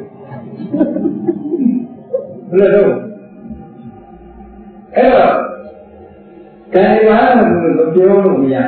အဲ့ဒါ this is the tradition လို့ပြောတာဒီဘုရားပြပါအစံလာပြောနေကြတာရှိတယ်တတိယဘုရားသမိုင်းကိုသိကြပါလိမ့်တတိယမှာဘုရားတော်တဲ့ဓာတ်ကလေးရှိတယ်မှာမျိုးသမီးတွေသွားလို့ရမရပါဘူးဗျာမပြီးလို့မရတာလေတော့ဒီမျိုးသမီးတွေသွားလို့ရှိရင်ဗာဖြစ်တယ်လေဘုံတိုင်းကြလို့ဘုံရုံဖြစ်တယ်လို့အဲ့ဒါတွေနဲ့သွားပြောလို့ဘုံရုံကလည်းမဖြစ်ဘူးဘုံတိုင်းကလည်းမကြဘူးဆိုချက်ခွဲမယ်ဘာလို့မသွားရလဲ။ This is a tradition. အစင်အားဖြင့်မျိုးသမီးတွေမသွားတဲ့မျိုးကိုပြောတာ။အားချောင်းမှာမဟုတ်ဘူး။ဟုတ်ကဲ့။မှန်ပါပါဗျာ။ဘာကြောင့်မှမဟုတ်ဘူး။ဒီလိုပဲဖြေတဲ့နေပါ အဲ့ဒါလိုမဟုတ်ပဲနဲ့ဒီသွားရင်တစ်ခုဖြစ်တယ်လို့မဖြစ်ရင်ချက်သွားရတာဖြစ်ချင်တာဖြစ်တာအတိုင်းဆိုင်မှုလေအဲ့လိုမျိုးတွေကဘာသာရေးနဲ့ပတ်သက်လာပြီးလို့ရှိရင်ပညာမဲ့တရားကြောင့်ဆင်လာတွေဖြစ်ကုန်တာလည်းရှိတယ်အများကြီးရတာမျိုးတွေကနော်လောကမှာအရာရာဟာသူ့နိုင်ငံနဲ့သူ့လူမျိုးနဲ့သူ tradition နဲ့ custom ဆိုတဲ့အားတွေရှိတယ်ဒီလိုထုံးတမ်းစံနာလိုက်နာရဒါမျိုးကသူ့ချာဘာသာရေးနဲ့တော့မရောတဲ့ဘာသာနဲ့ရောတဲ့ဘူး tradition ကိုပြောလိုက်ရင်ဘောပေါ့နိုင်ငံသားဒီနိုင်ငံသားတွေကမျိုးမျိုးသူတို့ကဗမာပြည်လာတဲ့အခါဘိုးတော်တဲ့နှစ်နှစ်လောက်တော့ခိုင်းတဲ့အမျိုးသမီးတွေကပကံကနေပြီးတော့ဘုန်းကြီးကြီးပုံစံဆရာတော်ရဲ့ဆရာတော်တရားကဒုရိတရားကဆရာတော်နဲ့တွေ့ကြည့်လို့အမေကလည်းမေးတွေ့လို့ရမှာဒီရပါမယ်အဲဒီဆက်တာပကံကနေဆက်တာအဲနောက်ရတဲ့လူကလည်းအိမ်လာတဲ့လူရတယ်ဆရာမကြီးတရားရကြားလာပြီးတော့ဗာလေးလို့ရှင်ရဘဝရဲ့အနှစ်သာရဆိုတာဘာလို့ဒီဘဝရဲ့အနှစ်သာရဆိုတာဆမ်းမှန်လို့ဟောဘဝလိုကြောင်းပြီးရတဲ့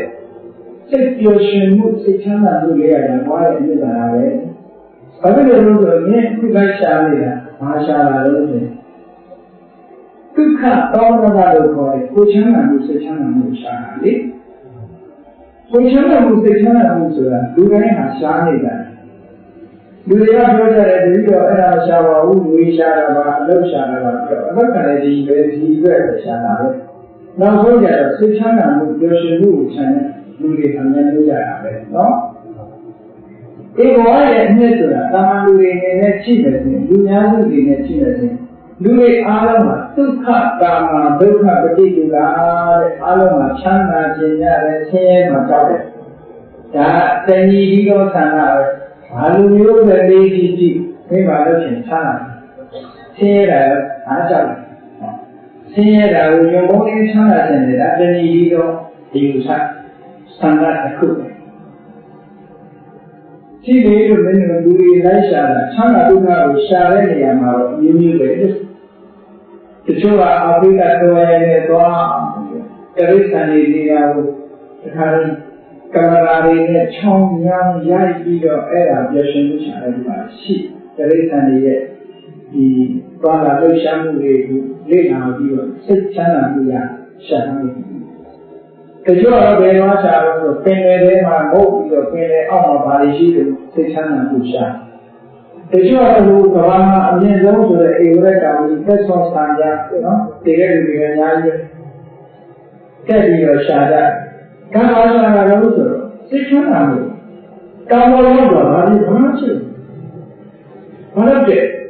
သိကြတယ်လို့သိကြတယ်လို့ရှင်ကံပေါ်ရောက်တဲ့ကတောင်းဝနေပြီးကိုလေးကိုကြည့်ကြည့်ငါရောက်တယ်ဟေးဆိုတာကိုပြောနေတာဒါပဲအကျိုးနဲ့ဒီတယ်မဟုတ်ဘူးဒါနဲ့လူရဲ့သိချမ်းသာမှုရှာရတယ်ဆိုတော့အောင်းစားရင်နားဒီဘာသက်နေလဲဘုမာကြီးပါတဲ့သူလိုက်နေလိုက်တဲ့အခါခရားတွေကအများကြီးပဲ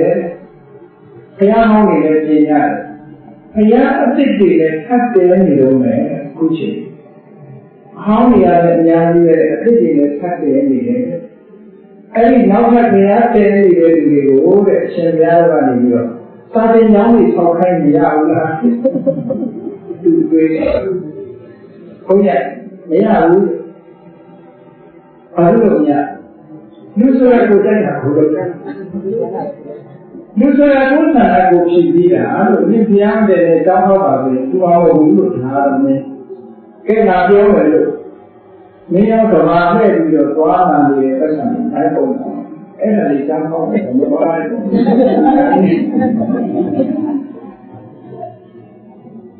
အဲ့ဒီကြတဲ့သူမပြောတော့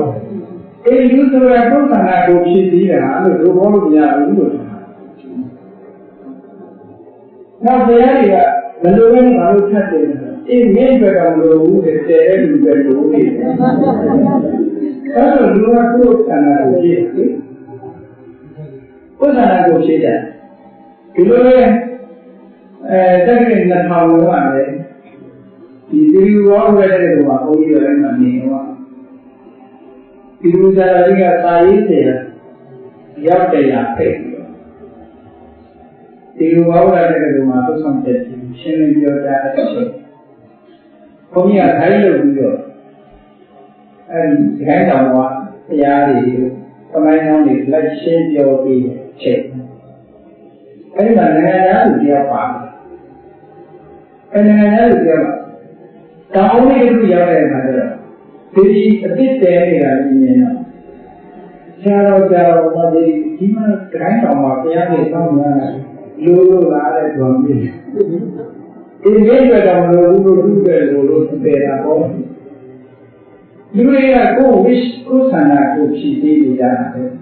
မင်းတို့မင်းဆန္ဒဖြည့်ပေးတာဘောကဘာသာလျှောက်လက်ပြီးဟိုကြည့်ဒီမင်းလို့လို့လားလို့မေးဘယ်လိုပြောမလဲဟုတ်ကဲ့လူတွေကကိုယ်ဆန္ဒကိုဖြည့်ပေးကြတာပဲလေ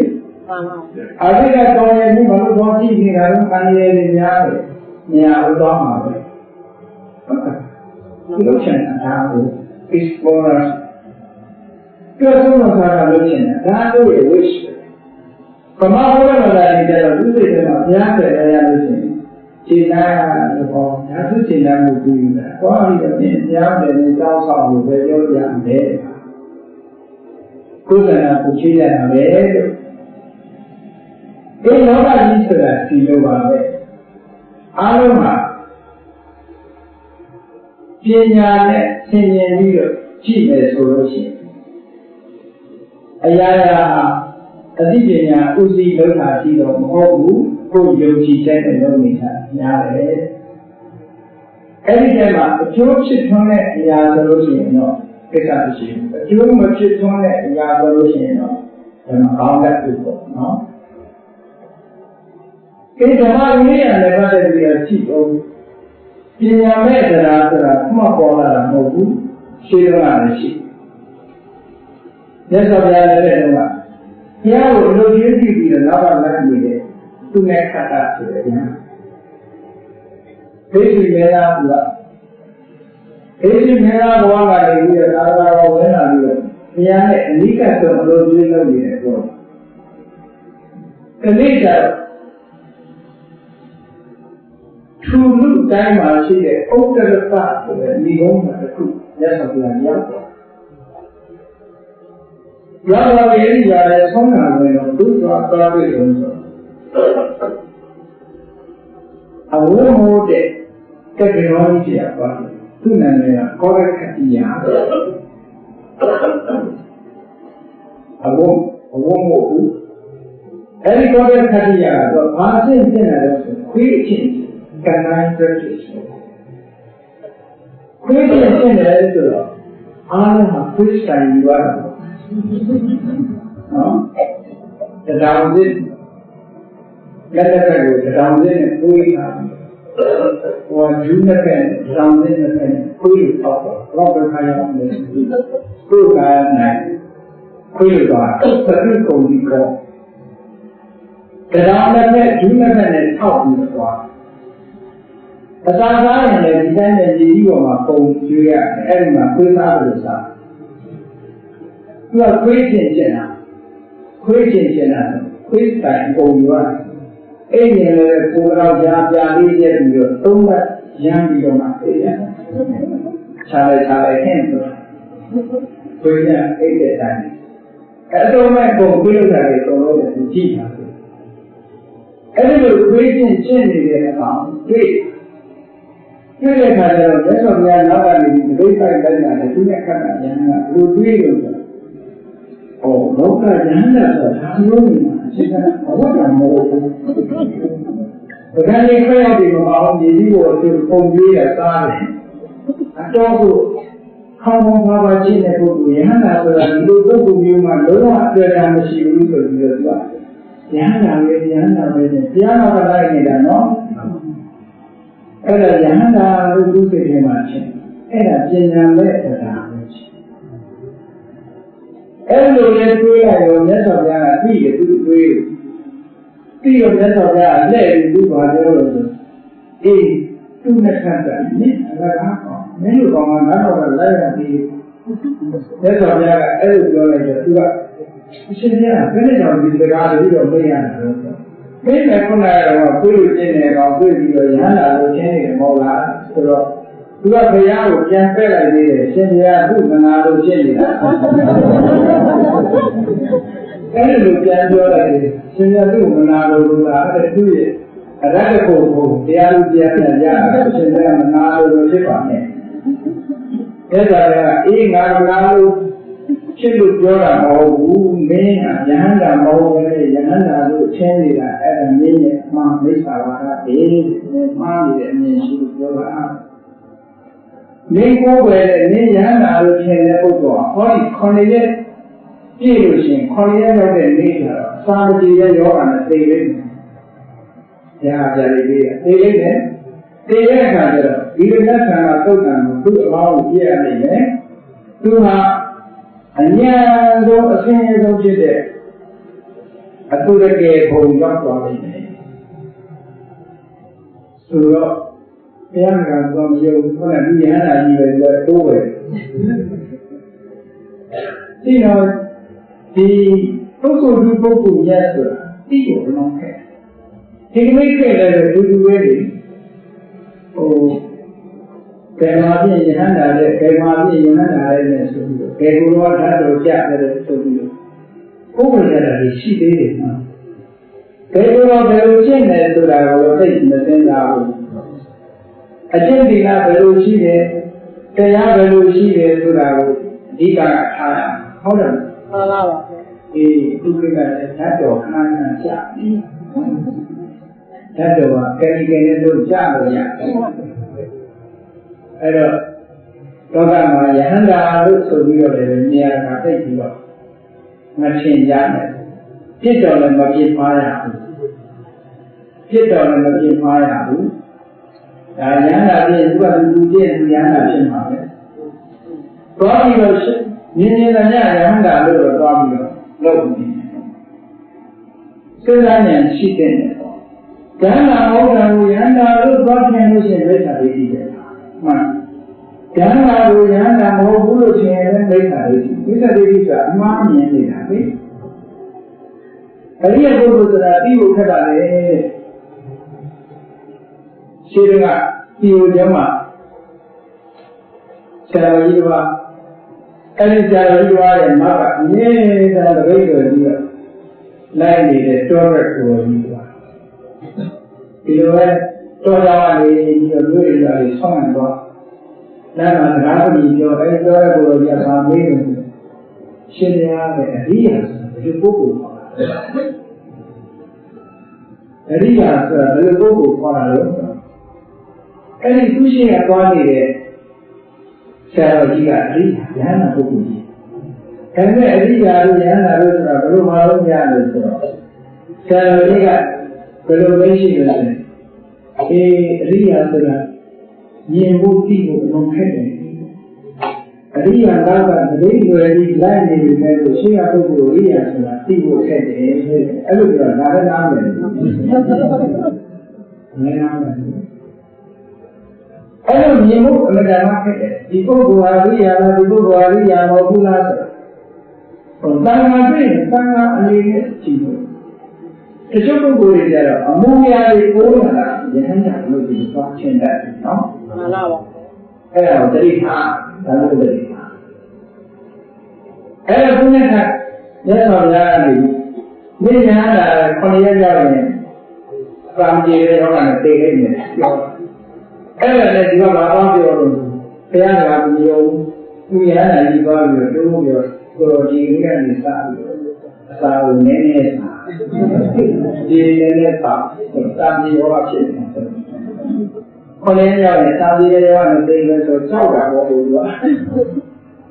ကြောက်တဲ့အခါကျတော့ခေါင်းရင်းလုံးလုံးကအစာမစားရနေခေါင်းရင်းရောက်တဲ့နေ့ကျတော့သူကလမ်းရှာဒီကိုယ်တော်ပဲကြောက်နေပါလို့လိုက်ရှာပြီးတော့ မိငါမိငါကြီးချက်လာပြီးပုံပြီးတော့ခေါင်းရလုံးကိုစားကနေတော့ငါတည်းနဲ့စားလာအဲ့ဒီမှာသဘောနဲ့ဖြစ်တတ်ပုံပါနော်အဲ့ဒီမှာမြတ်စွာဘုရားဟောတဲ့တဲ့အသာပြေလဲတော့မသိပါလေဒီကနေ့မြတ်စွာဘုရားဟောတဲ့ဒီလက္ခဏာသုတ်တန်ကြောင့်အတူတူပုံမှာသွားပြီးတော့ဖြစ်ဟောအဲ့တော့ပြောနေတာကတော့သူတဲ့ခတ်တဲ့ယဟန်မှာမြတ်စွာဘုရားနောက်ကလမ်းကြီးပါရဲ့တန်တဲ့ခုလိုချင်းတဲ့ခေါရခတိယကိုဉာဏ်သာလို့ရှင်းနေချင်ဒါပညာမဲ့ခန္ဓာတို့နောက်တစ်ခုရှိသေးတယ်ဝေဒနာကြီးအကျင့်9မျိုးနဲ့နာမည်ကြီးနေတဲ့ပုဂ္ဂိုလ်ပါရှိတယ်သူကအဋ္ဌာန်9ချက်နဲ့ကျင့်နေတဲ့ပုဂ္ဂိုလ်တွေသူလည်းအဝုန်းမောတဲ့တက်ကောင်းတယ်ဘုံမို့ဘူးသူ့အဋ္ဌာန်ကဘာလို့လဲတတလုံးအဝုန်းမို့သူတုံးလုံးနေတယ်ဒါတခုသူ့အဋ္ဌာန်ပဲဘာကောင်းတဲ့ဒိဋ္ဌာန်လဲဆိုကောင်းတဲ့တစ်ခုတော့ပါပါတယ်တတလုံးမြတ်သောအကျင့်ကိုကျင့်နော်အိမ်တော်ရတာမပြည့်ဘူးတတလုံးဒီလိုကြီးပွားနေတယ်ပေါ့အဲ့ဒါကတစ်ခုနောက်တစ်ခုကဘာလဲဆိုလို့ရှိရင်အရင်နဲ့အသားပဲစားနေအဲ့ဒါသမင်းစားလို့ဒီကျင့်တယ်တော့ဟုတ်တယ်သူကအရင်နဲ့အသားပဲစားနေအရက်တော့ပဲအားထားနေဒီနဲ့မင်းကမစားဘူးလေသူကျင့်အဲ့ဒါကိုသူကထောက်ပြီးပြီးတော့အားလို့လည်းဝေဒာလိကြီးမှာအရှိဘက်မှာဥဒိနာဆိုတဲ့ဒေဒီရှိတယ်တောင်ဘက်မှာဘောရမကဆိုတဲ့ဒေဒီရှိတယ်အနောက်ဘက်မှာဘဟုဗုဒ္ဓဆိုတဲ့နတ်ကောင်းရှိတယ်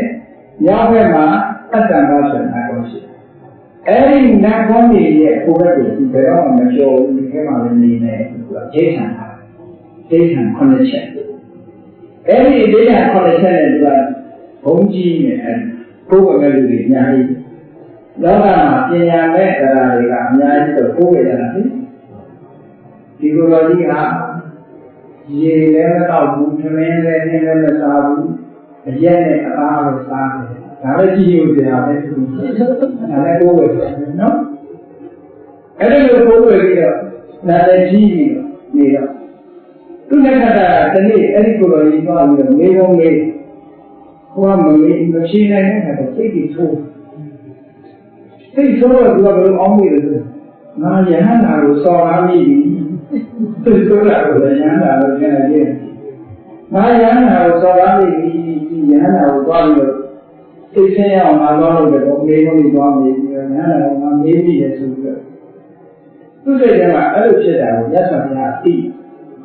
ဘုရားကြည့်လည်းရောက်တော့အေးသူနဲ့ကမင်းတို့လူကများငါလာသေးအရှင်ဘုရားဘာလို့မေးရှိတာလဲမင်းခုနကတော့ဒီ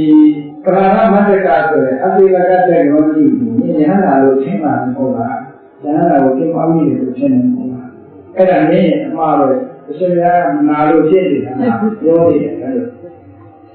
အဲ့ဒါမျိုးလို့ဒီလောကကြီးမှာဒါဘုရားလက်ချက်ကိုကဘုရားနဲ့အနိကဆုံးနေတဲ့ဉာဏ်တစ်ပါးဖြစ်ပါရဲ့တဲ့ဒီခွေးလို့တဲ့ပုဂ္ဂိုလ်တို့လောကမှာထူးဆန်းတဲ့ကျင့်နေတဲ့ပုဂ္ဂိုလ်တွေကိုဉာဏ်နာလို့ပြောရတယ်နော်အဲ့ဒါတွေကပညာမဲ့တရားတွေလို့ခေါ်ပါတယ်တဲ့ပညာမဲ့တရားတွေပြောလို့ဆိုရင်အများကြီးပဲကဲတရားမဲ့ပညာလေးကိုလည်းပြောတရားတရားမရှိတဲ့ပညာကြတော့အစွမ်းရောက်သွားတယ်ဒါကြောင့်လည်းတဲ့တဲ့မှာအရိဋ္ဌဆိုတဲ့ဉာဏ်တစ်ပါးမြတ်စွာဘုရားကသံဃောအာယုကိုခံစားတယ်ဆိုလို့ရှိရင်ဖြစ်ရှိတယ်လို့ဟောကာယောအာယုခံစားတဲ့ပုဂ္ဂိုလ်တွေဖြစ်ရှိတယ်လို့ဟောတဲ့အခါသူဟာသာပေဝိလာတဲ့ဘုရားတရားတော်တွေဝိလာနာမတတ်တယ်သိဝိလာပြီးတဲ့အခါကျသူစိတ်ထဲမှာသူဟာရှင်းနေတယ်ဘုန်းကြီးတွေဟာဒီလူညံ့တဲ့အဲ့ရလေးပေါ်မှာလည်းအဲ့ရရတယ်အဲ့တော့ကာမဂုဏ်အာယုဘာလို့မအားကျူးပဲသူစိတ်ထဲလူညံ့တဲ့အရာတွေအ ဒီဆိုလို့ရှိရင်တဲ့ကာမောအာရုံနဲ့အမှန်ပဲမြတ်စွာဘုရားကအေးတိလုပ်ပြီးဒါတွေအန္တရာယ်သိနေတယ်လို့ခေါ်တာမဖြစ်နိုင်ပါဘူးကျဲဟောတဲ့တရားကိုလက်ခံလို့ဘုရားကိုယ်တိုင်ခေါ်ပြီးတော့ဆုံးမအဲ့ဒါကြောင့်လို့မြတ်စွာဘုရားကဟောတာအဲ့ဒီပုဂ္ဂိုလ်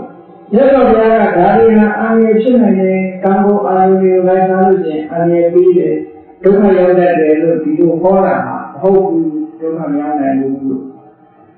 သူ့အယူဆကြီးကဒီတိုင်းဆွဲလာတော့မြတ်စွာဘုရားဘောဝုဒီယူရတော့မှားတယ်ဒါကိုလည်းဟောထားတယ်အန္တရာယ်ပြီးတတ်တယ်ဆိုတဲ့အခါကြီးတကယ်ကိုအန္တရာယ်ပြီးရတယ်ဆိုတော့အဲ့ဒီအရိဋ္ဌဆိုတဲ့ဉာဏ်ဟာသူကတရားမဲ့တဲ့ပညာသူ့အတွေ့အခေါ်ကိုဥစားပေးပြီးမြတ်စွာဘုရားရဲ့တရားကိုယုံကြည်လက်ခံလို့မရှိခဲ့ဘူး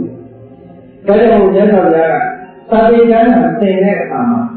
ဝေဖန်မတတ်တဲ့ပုဂ္ဂိုလ်ဝေဖန်တယ်လို့ပြောတယ်။ဝေဖန်လို့ရှိရင်ခေါင်းကိုကန်ပြီးတော့ဖမ်းရမှာမဖမ်းနဲ့ခါကန်ခါမယ်အမိကန်ခါမယ်ဆိုရင်ကိုယ်တိုင်းနဲ့တည်နေမယ်။ဒါကြောင့်ဘုရားတရားတော်ကိုသင်မယ်ဆိုတဲ့နေရာသူတစ်ပါးကိုစော်ကားဖို့အပြစ်ပြောဖို့ဒါမျိုးတွေနဲ့မသိရဘူးတဲ့ဒီတရားတော်တရားနာတဲ့ပုဂ္ဂိုလ်ရဲ့သူပဲ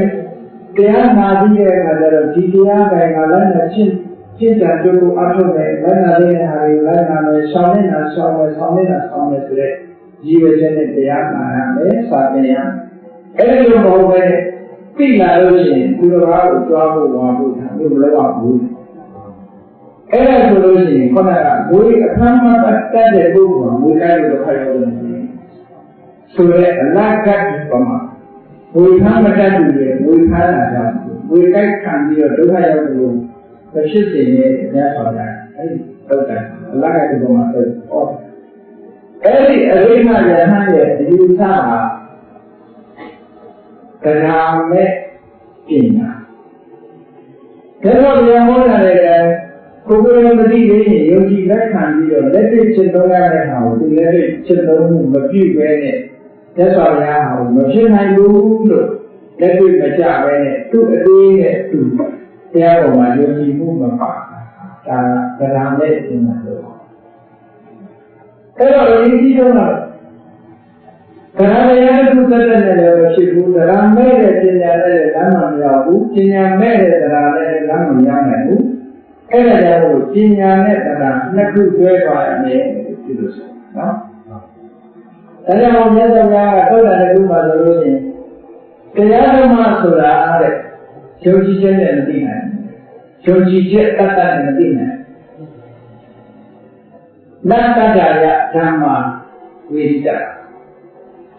ဓမ္မဆိုတဲ့တရားတွေဟာယုံကြည်ချက်တတ်တတ်မသိနိုင်ဘာနဲ့မှသိလို့လဲပညာရဒိဋ္ဌဝဓမ္မဝိရိတ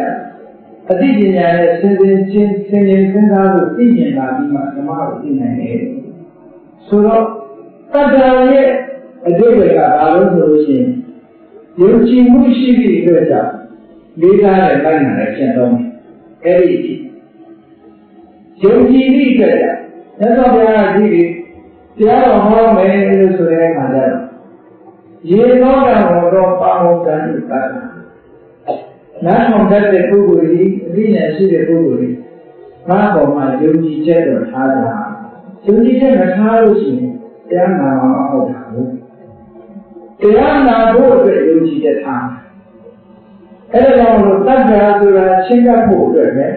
သူတော်ကောင်းကြီးရောက်ဖို့အတွက်ပို့ပြီးအလိုလိုသွားမှာပညာကနေအလိုလိုသွားတယ်ဒီတော့ဘုရားဘုရားက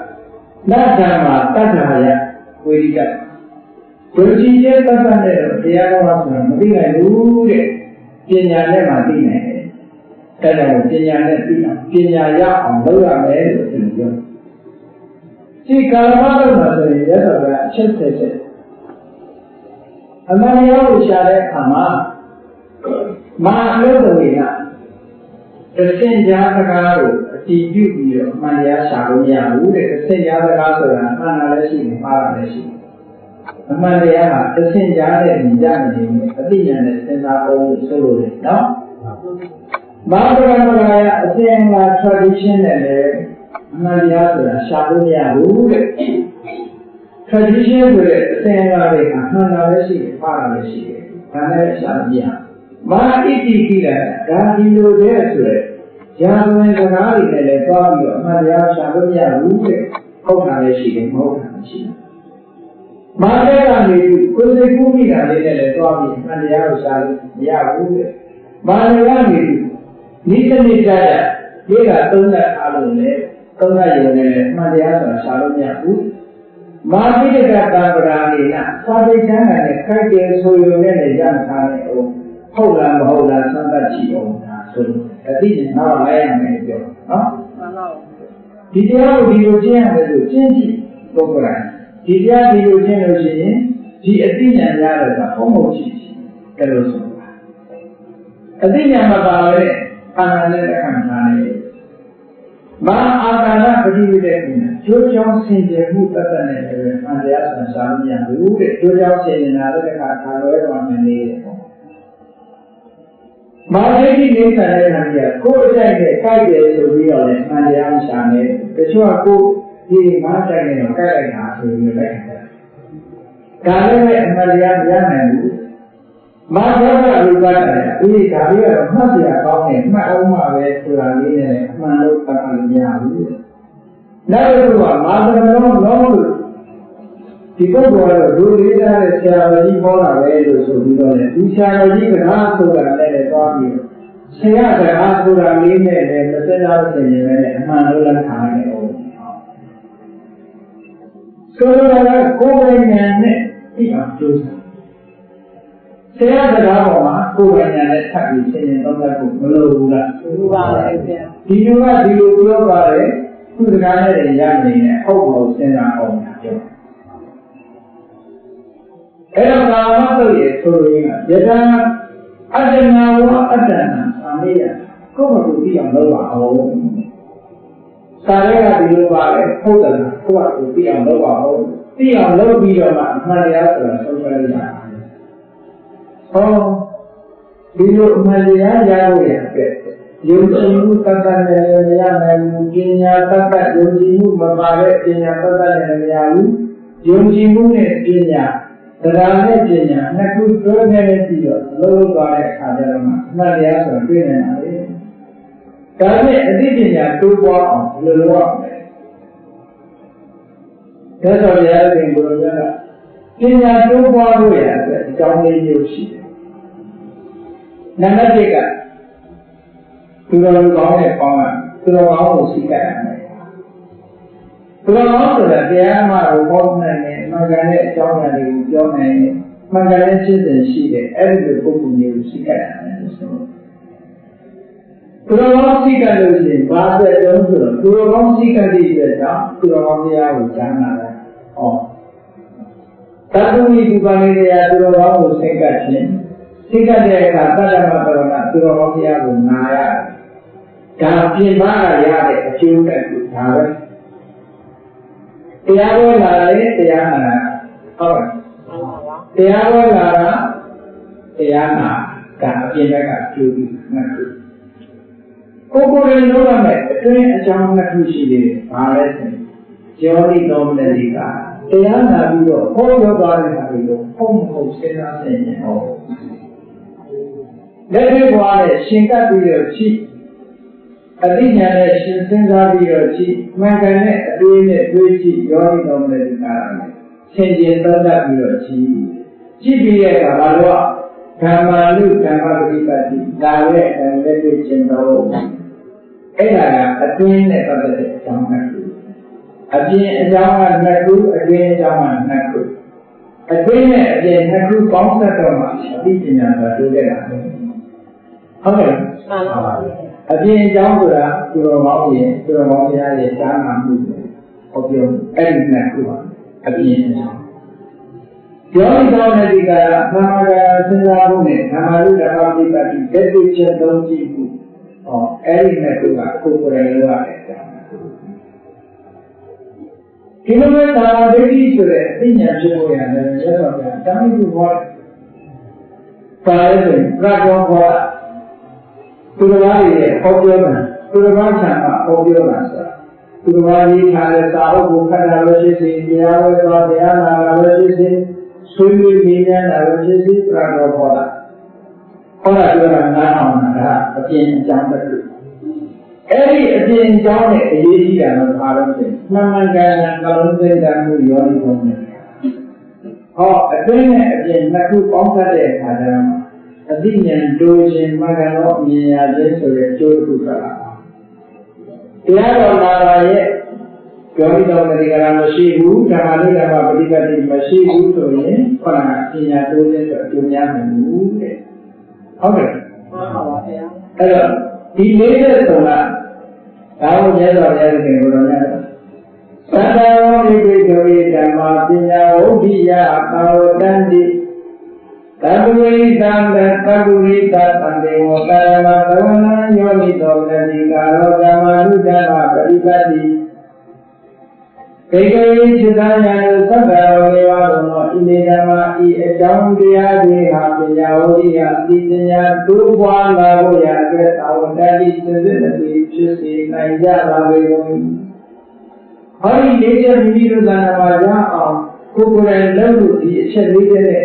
ပြည့်စုံပါလို့ဟောဒီအချက်လေးချက်ကဆွမ်းဆောင်ပါပြီဆိုလို့ရှိရင်ပညာဆိုတဲ့အကျိုးပညာ။ဒါမို့လေပေါင်းစပ်မှရှိပဲရ။အဲ့ဒီလေးတစ်စီဒီတိုင်းထားရုံနဲ့တည်းတည်းပေါ့ပါမလား။ဟုတ်ပါဘူး။မပေါ့ဘူး။ဘောဘာလို့ပြရမလဲ။ညီတယ်ထားတယ်ဒီဟာ။ဟောဒီနေ့ဒီနဲ့ပေါင်းပြီးတော့ဒီတရားစီရဲ့ညီရဲ့သုံးခုပေါင်းလိုက်တဲ့အခါကျတော့တည်းတည်းပေါ့ပါ။အဲ့ဒါလိုပဲအခုအကြောင်းတရား၄ခုထုံပြီးသွားပြီဆိုလို့ရှိရင်ပညာဖြစ်တာ။အေးမသုံးရင်းသေးဘူး။တော်အောင်နေပြီးတော့ရှင်းတတ်ပါလေတရားဝဲတော့သွားပါရဲ့။ဟုတ်လား။တရားဝဲတော့သွားပါရဲ့တရားနဲ့နာပါရဲ့ဒီနှစ်ခုတော့ပြည့်စုံတယ်။ကိုယ်မှာယောဂီတော်တဲ့ဒီကာရလည်းမရှိဘူး။လိုက်နာကျင့်သုံးမှုဆိုတဲ့ဓမ္မာနုဓမ္မပฏิပတ်တိမှန်ကန်တဲ့ဖြစ်စဉ်နဲ့မကျင့်ဘူးဆိုလို့ရှိရင်ပညာတိုးတက်ခြင်းဆိုတဲ့အကျိုးဖြစ်ပါမယ်။ဖြစ်ပါဘူး။ဖြစ်ဘူးတဲ့အဲ့ဒီအကြောင်းလေးကိုပေါင်းစုံမှပညာတိုးတယ်။ဒေဂဝိသနာယံသံဃာတော်တွေပါတော့ဒီဒေတာဤတရားတို့မှာပညာဝိယပညာတိုးပွားဖို့ရတဲ့သာဝတ္တတိစေတသိက်ဖြစ်ကြပါလေကုန်။ဒါဝိသာတန်တေယောသူတော်ကောင်းတရားသူတော်ကောင်းကိုပေါင်းသိရအစဉ်သတ္တမသဝရံသူတော်ကောင်းတရားကိုနာကြားရအစဉ်ယောနိသောမတိကာရမံကံတော်နှလုံးသွင်းမှုရှိရအစဉ်ဓမ္မနဲ့ဓမ္မပฏิပတ်တိလောကုတ္တရာတရားနဲ့သင်လျော်တဲ့အကျိုးပြုတဲ့ဓမ္မအကျင့်ကိုရှင်းသုံးရခြင်းလို့ဆိုရဲသတ္တဝါဘုရားဘုရားရဲ့ဓမ္မဤတရားဒုရဟာပညာဥဒ္ဒိယအသိပညာတိုးပွားဖို့ရအတွက်သာဝတ္တန်တိသင်္ကေတဖြစ်ကြပါလေဒီဟူ၍ဘဂဝါရှိဘုရားသခင်ရှင်တော်မြတ်ဗျာသည်အဝါဒအားကောင်းစွာမသိဟောကြားတော်မူခဲ့ပါလေတည်